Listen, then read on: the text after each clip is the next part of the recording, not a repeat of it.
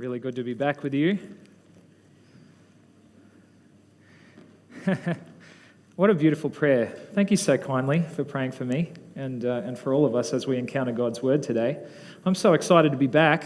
I wanted to be back with you last week, but as it turns out, I was a little unwell. I just couldn't quite make it. I'd planned to be better, but I hadn't.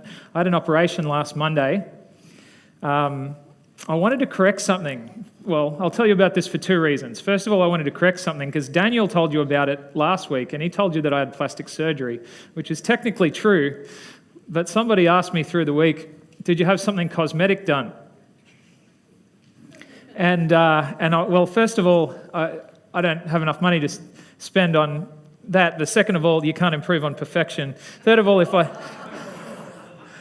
hurts me to laugh. That's the other reason why I'm telling you. Don't make me laugh because it hurts. But the third reason is that if I was going to get something cosmetic done, I would have got something taken away in the middle here rather than, yeah. So that's first of all, yeah. So when I was a kid, I was 18 years old, I went in an army boxing competition because I was in the military at that time.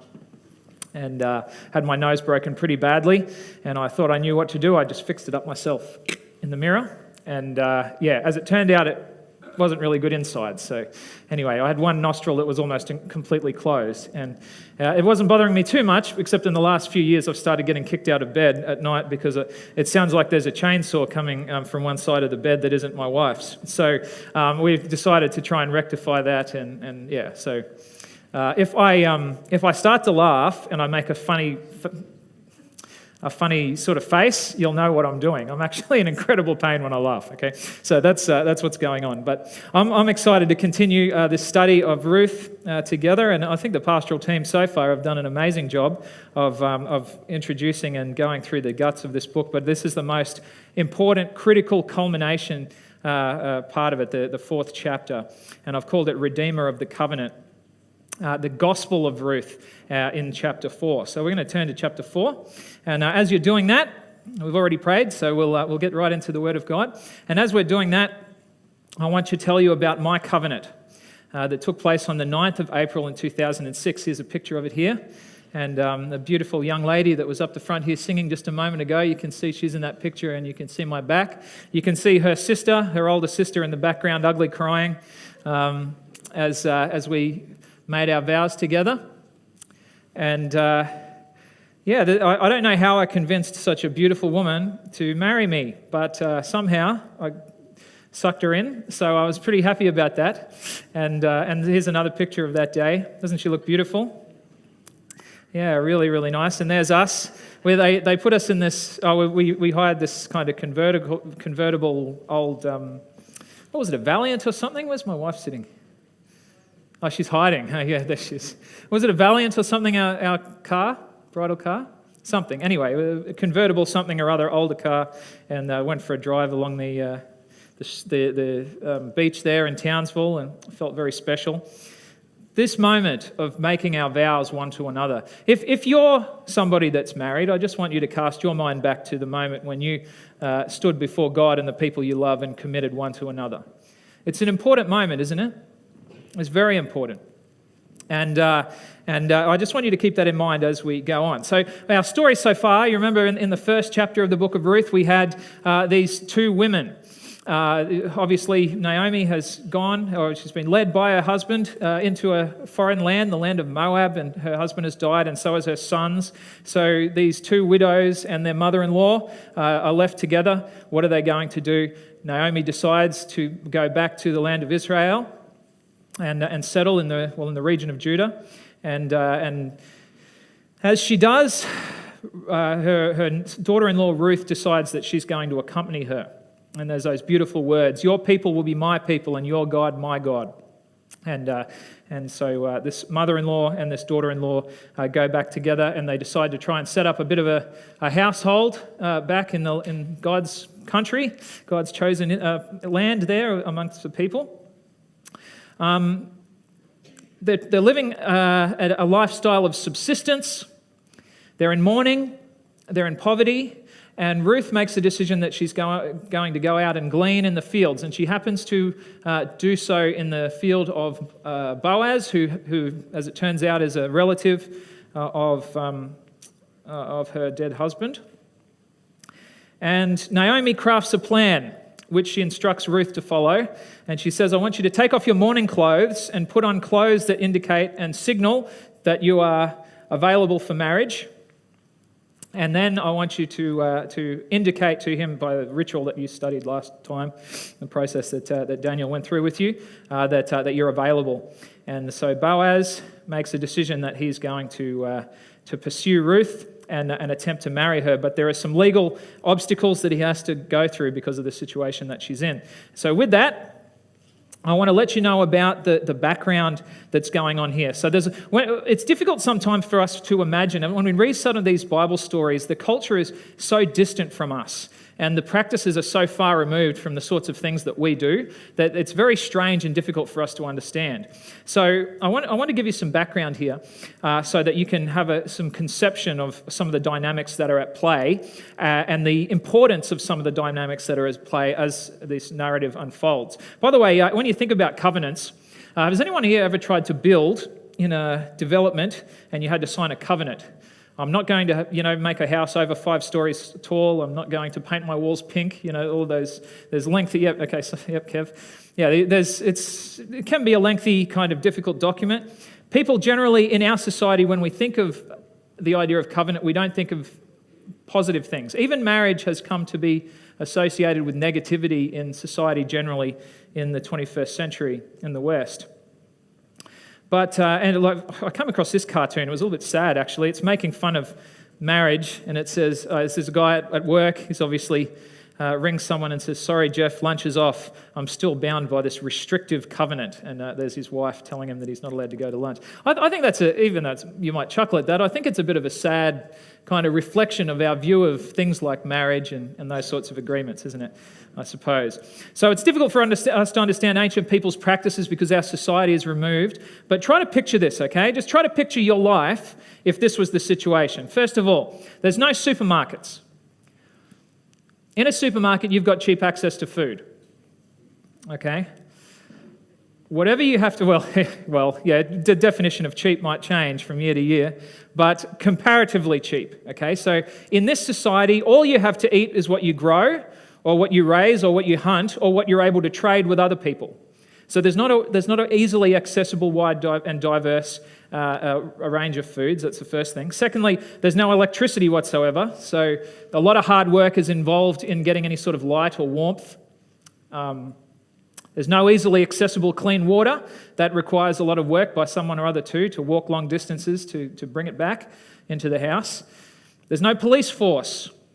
Have you ever, now you may or may not like the police when you get pulled over for a speeding ticket, but how do you feel about the fact that if something goes on in your house at night with somebody with a mask on, you can ring someone and someone will turn up and there'll be some sort of response?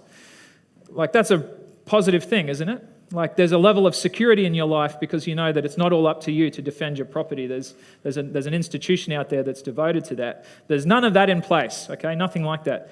There's no sort of medical care that we would think of as being really medical care today. They're very primitive.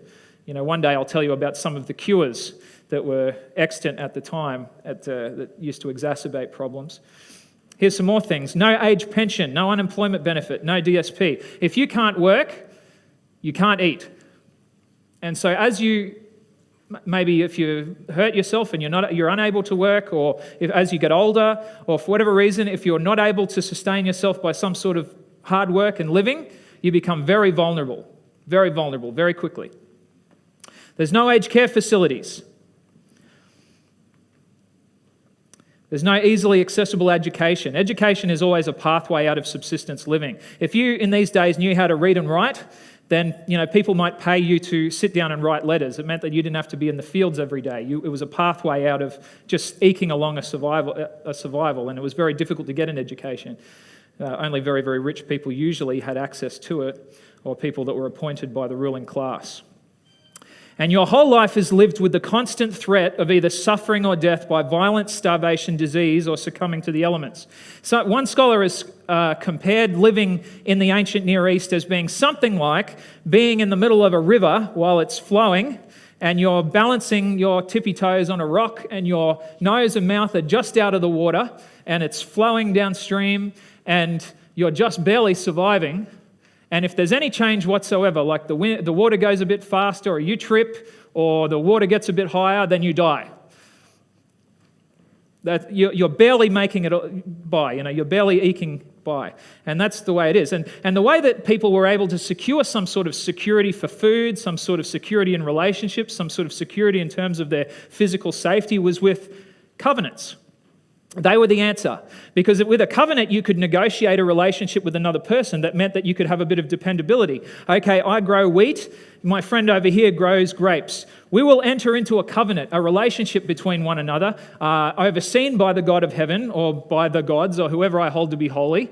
And I will promise that every year I will give you some of my grain and you give me some of your grapes.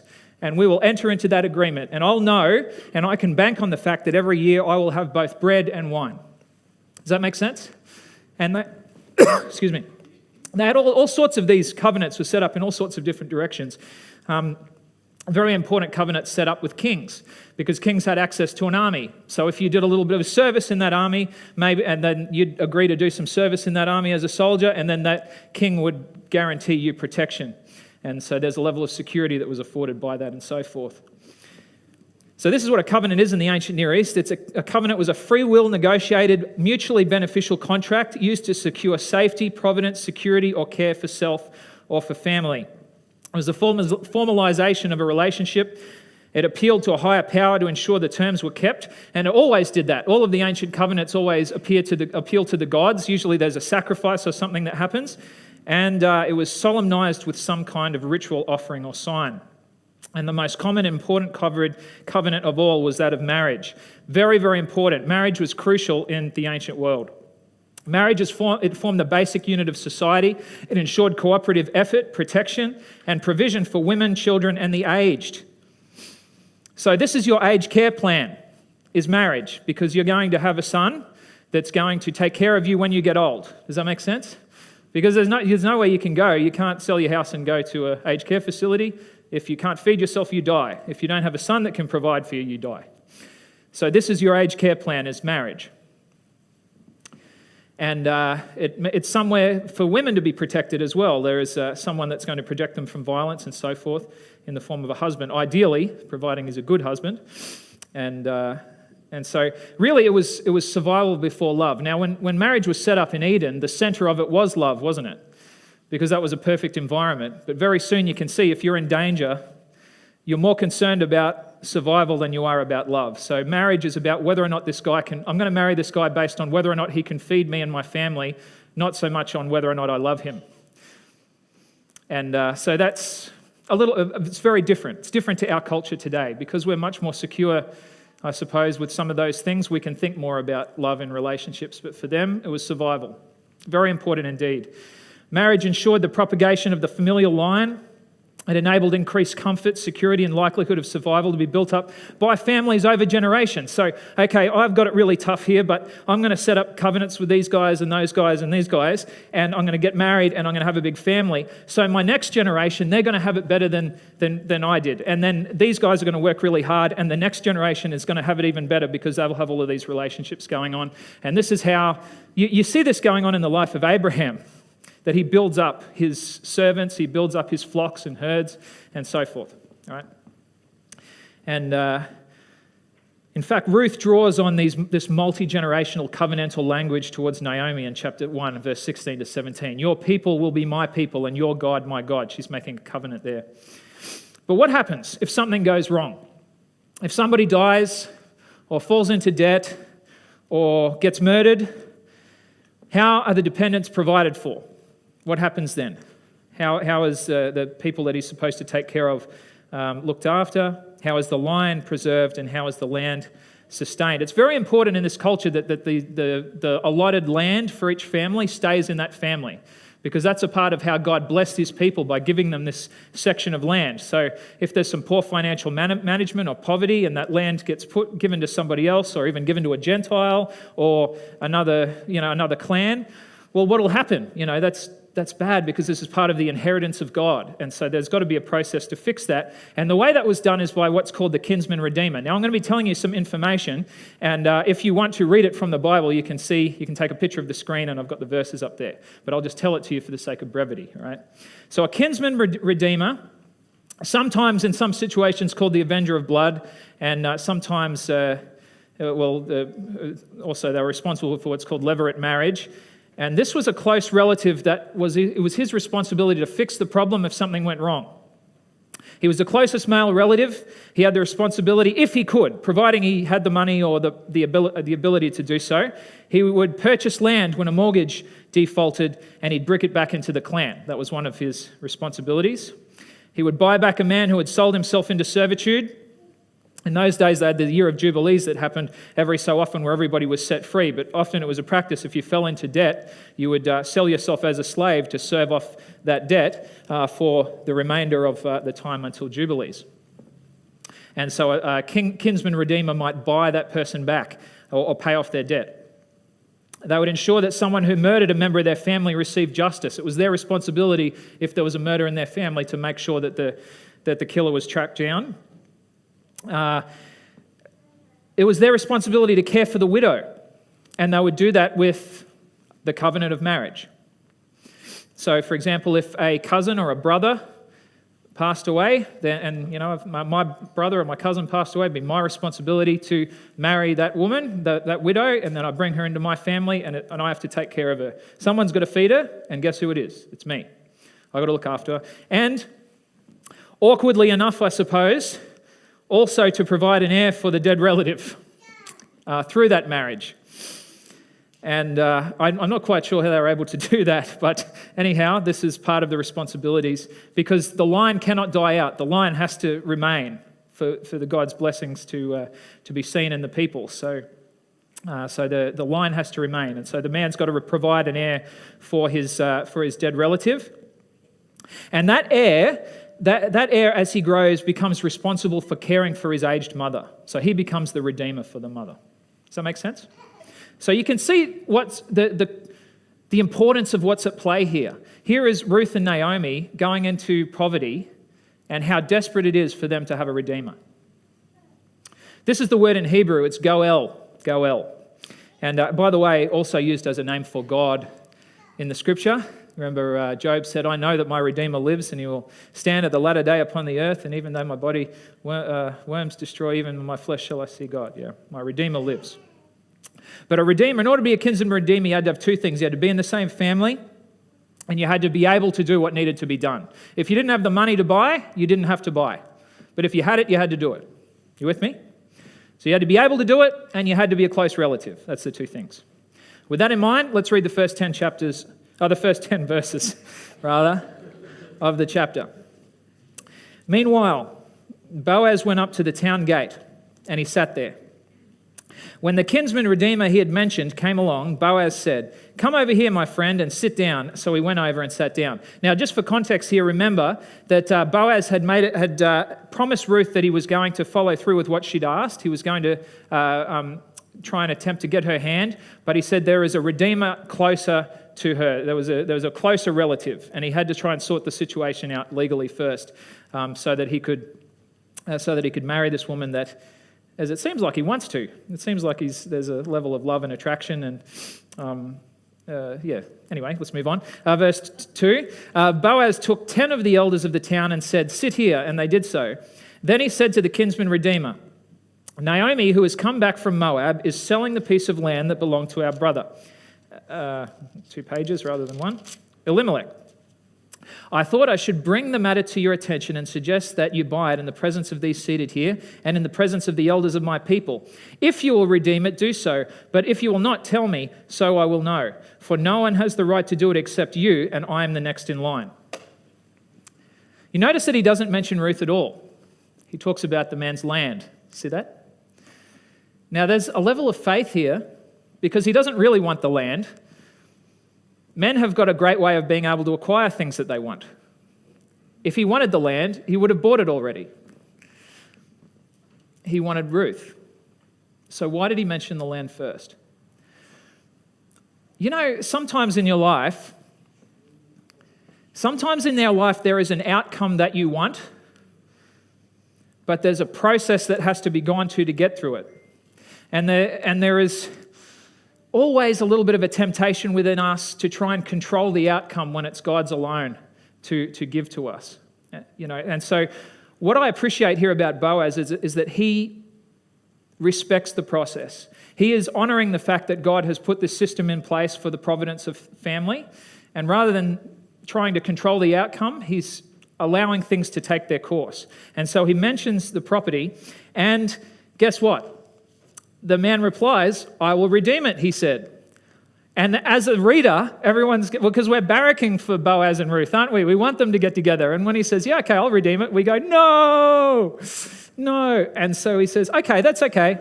You can redeem it. BT dubs." Or, by the way, there's a woman as well. Verse 5. "And then Boaz said, 'On the day that you buy the land from Naomi and from Ruth, the Moabitess, you acquire the dead man's widow in order to maintain the name of the dead with his property.' At this, the kinsman redeemer said, 'Then I cannot redeem it because I might endanger my own estate. You redeem it yourself. I cannot do it.'" Whew! And there's a big sigh of relief. God worked it out. Praise God. Why might he have said no to this? Well, probably, I don't know because the text doesn't say, but there's a number of reasons. It's quite a tricky situation when you start, having children that are also your nieces and nephews. Do you know what I mean? And I suspect, based on how he's responded, that he's probably married already, and that he has perhaps either no children or daughters and hasn't yet had a son. And if he were to marry Ruth and she were to conceive a son, then he maybe risks the fact of his own estate going to his relative's son, and then his wife ends up in the same situation as Ruth was in. Does that make sense? So that's my theory of perhaps what's going on for him. Now, in actual fact, he was required by law to do this. There was a way out. He could absolutely refuse to do it. And the law in Deuteronomy, I think, I put the verse up earlier, is that if he absolutely refused to take care of a widow that he was supposed to take care of, she could take away his sandal and then spit in his face, and then everyone would shame him because he wouldn't do his responsibility of taking care of people that should be taken care of his family. So in this case, because it's negotiated with Boaz, he actually still loses his sandal, but it's not a shameful thing. Okay, so we're going to read on. And it says, where do we get up to here? Verse 6, right? It says, "Now in earlier times in Israel, for the redemption and transfer of property to become final, one party took off his sandal and gave it to the other. This was the method of legalizing transactions in Israel." In actual fact, the practice had been extended from this to other contracts as well, we find in verse 7, which is a pretty interesting way of solidifying a contract if you think about it. Like if I were to want to make a promise to somebody and I were to take off my shoe, and give it to them. So it's a weird way to solidify a contract, isn't it? Does anybody want that? Jake. I don't know why that would be, but I have the sense, just having travelled around this area, the Fertile Crescent is quite beautiful, but around the area is there's a lot of desert, a lot of rocks. I think it would be very difficult to walk long distances with only one sandal. I think maybe it's a way of saying, I'm not going to run away. I'm going to fulfill what I've promised to do. I can't run away now because you've got my shoe. Does that make sense? Right? Okay, so I think that's what's going on. Verse 8. "So the kinsman redeemer said to Boaz, 'Buy it yourself,' and he removed his sandal." Verse 9. "Then Boaz announced to the elders of all the people, 'Today you are witnesses that I have bought from Naomi all the property of Elimelech, Chilion, and Mahlon. I have also acquired Ruth the Moabitess, Mahlon's widow, as my wife, in order to maintain the name of the dead with his property, so that his name will not disappear from among his family or from the town records. Today you are all witnesses.'" Okay. You just don't see contracts happen like this anymore in the world, do you? Very interesting. But here's some things to notice. Have a look in verse 11 to 12. It says, Then the elders and all those at the gate said, "We are witnesses. May the Lord make the woman who is coming into your home like Rachel and Leah, who is together built up the house of Israel. May you have standing in Ephrathah and be famous in Bethlehem through the offspring the Lord gives you by this young woman.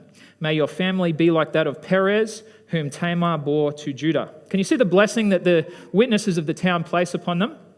Give me some key words or some key places and names out of that blessing, just so that I know that you're reading and listening. Bethlehem, is that a significant town? Why? Okay, right. And what else? Judah, is that significant? Why is it significant? Yeah, right. Okay, so the line of Judah, yeah.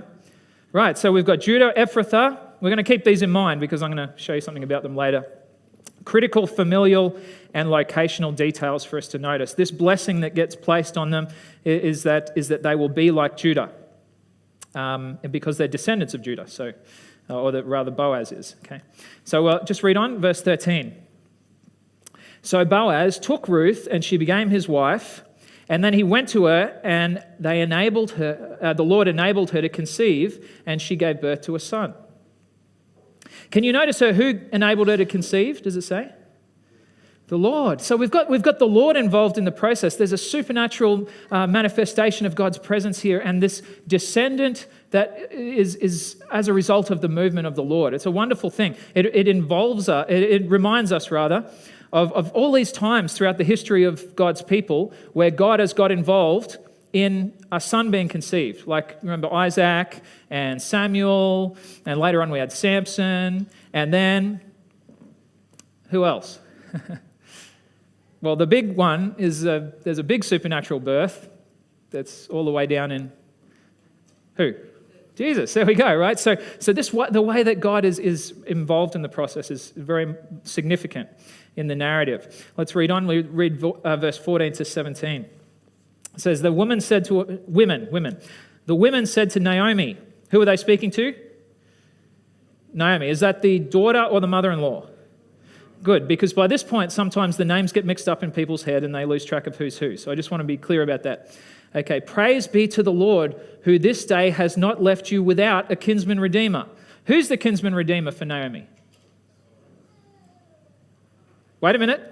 May he become famous throughout Israel. He will renew your life and sustain you in your old age, for your daughter-in-law who loves you and who is better to you than 7 sons has given him birth.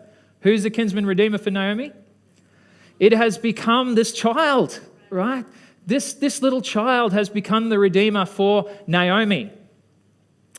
Boaz redeemed Ruth, but Obed, we're going to find out his name's Obed later, redeems Naomi. He becomes responsible for caring for Naomi as she gets older.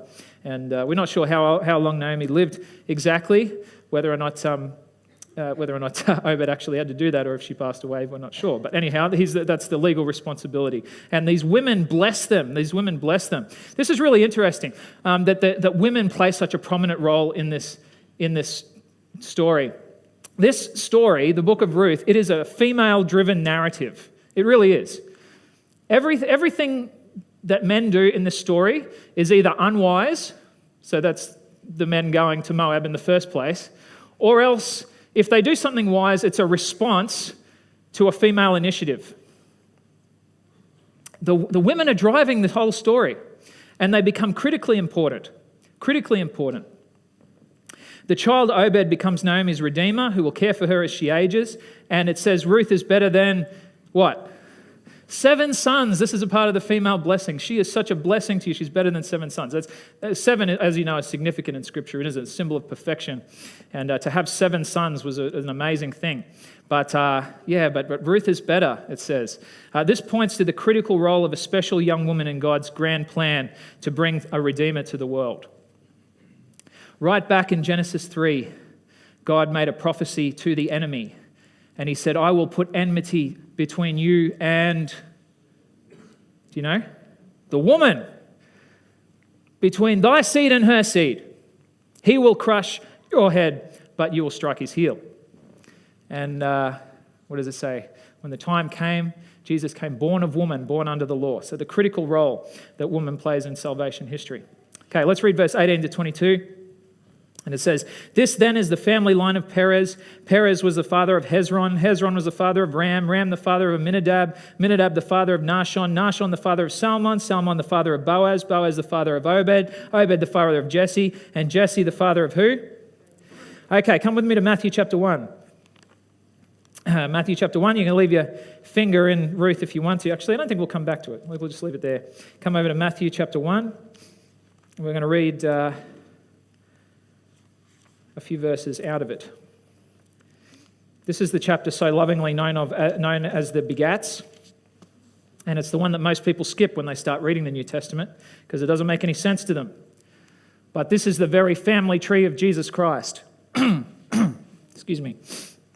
Okay, we're going to read verse 1, 2, 3, first of all. It says, a record of the genealogy of Jesus Christ, the son of David, the son of Abraham. Abraham was the father of Isaac. Isaac was the father of Jacob. Jacob the father of Judah and his brothers. Judah the father of Perez and Zerah, whose mother was Tamar. There was a reference to that in what we read before in Ruth, wasn't it? Let's jump forward to verse 5 and 6. And it says,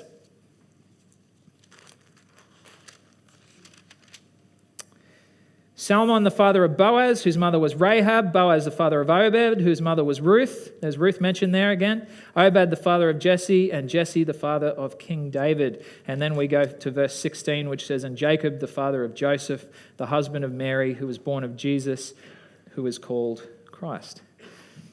You know what? These family trees are so important in establishing the importance of the history of how God chooses to bring his Redeemer into the world. And we can trace the family of Jesus Christ all the way back to this beautiful story. And within this story, we see so many parallels of his coming. So why does it matter? Well, the way I think it matters is actually in Revelation chapter 5. So we're going to read a few verses in Revelation 5, and then we're going to round up, okay? So Revelation chapter 5, and as we go through, now if you've ever read Revelation 4, that's quite a read, but we're looking into the very heavenly sanctuary of God. We're looking into the very throne room of God in heaven. And it says in chapter 5 and verse 1, it says, then I saw on the right hand of him who sat on the throne, who is who? Who sits on the throne in heaven? Okay, God the Father, thank you. A scroll with writing on both sides and sealed with what? 7 seals. Okay, what does that mean? Let's read verse 2. And I saw a mighty angel proclaiming in a loud voice, who is worthy to break the seals and open the scroll? Okay. So, this goes back to the kinsman redeemer stuff again. So, if you had to sell your property because you got into debt, this is what you do. This is what I alluded to it before, but this was the process. Okay, so you'd make a contract, and that became the deed to your property. You'd roll it up into a book and seal it. Both parties got duplicates. Every 50th year, which was called Jubilees, you got your property back. But if you wanted it back early, you could buy it. And you would get your kinsman redeemer who would go to the person, act as an intermediary, or provide the money themselves, pay the price, get your book, unseal it, and then kick the buyer out of the property. That's the process. Okay. And there's actually an example of this in Jeremiah, which you can look at in your own time. When we get to this idea of book in Bible prophecy, there's one mentioned in Daniel 12, there's another one in Isaiah. There's this critical idea of a sealed book that represents the whole history of God's people. God's people are in need of being redeemed because they've sold themselves into slavery. This whole world is in need of being redeemed because it's been sold into slavery. This sealed book contains the rights of ownership to this planet, but also the spiritual condition of God's people and the entire destiny of the human family. And so that's the reason why we get to verse 3 and 4 of Revelation chapter 5. It says, but no one in heaven or on earth or under the earth could open the scroll or even look inside it. And I wept because no one was found who was worthy to open the scroll or to look inside. Can you see why John's weeping here? Because the stakes are so high. Who could possibly be a go-between God and man? When we sin, we give the whole world, or all the rights of our rulership of this world and our race over to the devil. God the Father has a duplicate of this contract. Now, I don't know if that's a literal thing, or I think that it's more of probably a symbol here of the state of man, and that it's symbolic language. But anyhow, this is the way it's pictured in Revelation 5. But we need a kinsman redeemer to pay the price, to buy back our land, and to deliver us from slavery, to take us into his home. to provide for us and punish the one who is a murderer from the beginning. John weeps because who can be found that could do that? Who could possibly be in our human family? One who is like us, but also someone who is divine and perfect to pay the price for sin with the power to evict and destroy the devil. But the good news is, we get to verse 5, and it says, "Then one of the elders said to me," what? "Do not weep, for the Lion of the tribe of Judah," the tribe of who? The root of David, or the descendant of David. Of who? Has triumphed, and he's able to open the scroll and its 7 seals. And then he sees this kinsman redeemer. And it says, "I saw a lamb looking as if it had been slain, standing in the center of the throne." And so now we can see the fullness of the implication of what Ruth points to here. This whole book, this story of some tribal contract that happened thousands of years ago in this little ancient Near Eastern town in the middle of nowhere that really shouldn't have had any impact whatsoever on the history of humanity. God chooses to step in and use these women to bring forth his kinsman redeemer. Isn't that awesome? What does that tell you about what he can do with you? Here's all the references in Ruth that we see fulfilled here. This idea of being of the tribe of Judah. There's a reference to Genesis 49, 9-10. Descended from David, or root of David. We saw that in the verses. There's some prophecies about the Messiah being of the line of David. Born in Bethlehem. I love that prophecy in Micah 5. "Thou, Bethlehem Ephrathah, though you be small among the thousands of Judah, yet out from you will come forth one who is goings forth from of old, even from everlasting." Amazing. Supernaturally of woman, Word become flesh. Have you ever thought about the fact that in Jesus, God became flesh? John chapter 1 says, "In the beginning was the Word, and the Word was with God, and the Word was God. The same was with the beginning with God." And then it says in verse 14, "The Word became flesh and dwelt among us." Who else could be our kinsman redeemer but the God-man? God-man. Hebrews 7:26 says, "Such a high priest became us." Became us. I love that verbiage. I love that use of that phrase.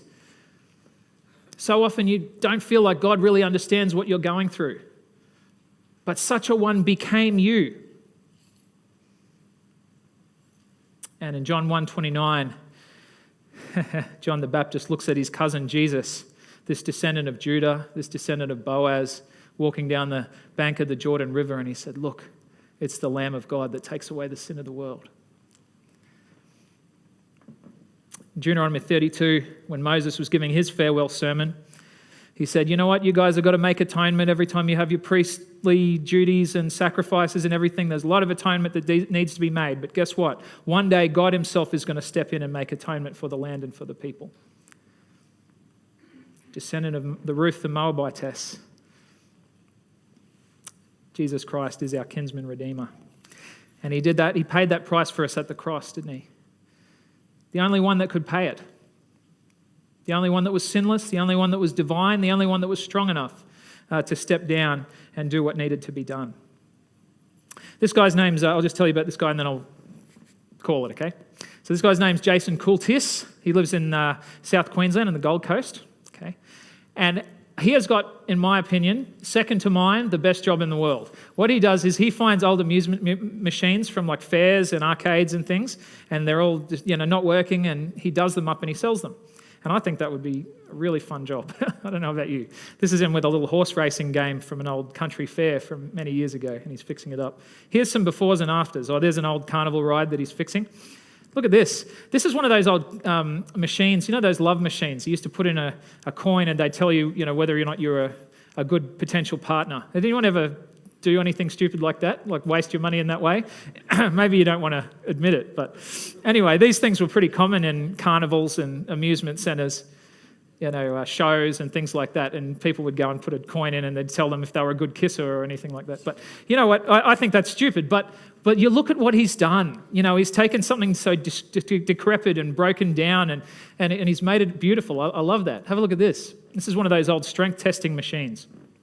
And there was different forms of these at carnival. Sometimes they'd give you a big mallet and you had to hit something and it'd tell you whether or not you were strong, or you'd have to pull something or squeeze something or whatever. And anyway, look at the before and after, just beautiful.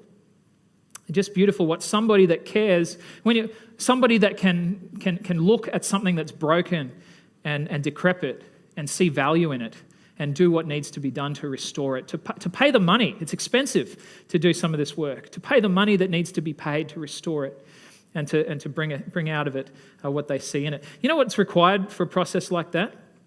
Somebody that can look at something not as it is, but as it could be. Did you know when God looks at you, he doesn't see all of your sin? When you've put your life in Jesus' hands, he sees his righteousness, is what he sees. He doesn't judge you by your sin when you've put your life in his hands. He judges you by what Jesus did for you at the cross. Isn't that wonderful? He doesn't look at you and see what you are. He sees what you can be in him. And I want to just ask you as we finish up, are you in need of a kinsman redeemer? Because I am. These are the questions that I was asking myself at 4 a.m. this morning when I was finishing this PowerPoint. And I was going, what? Do I need a kinsman redeemer? And I was just thought about, am I someone that needs to be redeemed? Am I in slavery to sin? Am I in poverty spiritually or physically? Am I grieving and bereaved? Have I made decisions that have caused me to lose things that matter to me? Am I unable to care for myself? Am I oppressed and too tired to fight anymore? If you resonate with any of those questions, you're in need of a kinsman redeemer, and I've got tremendous news for you. You can be redeemed because God buys broken things. We're going to sing our last song together.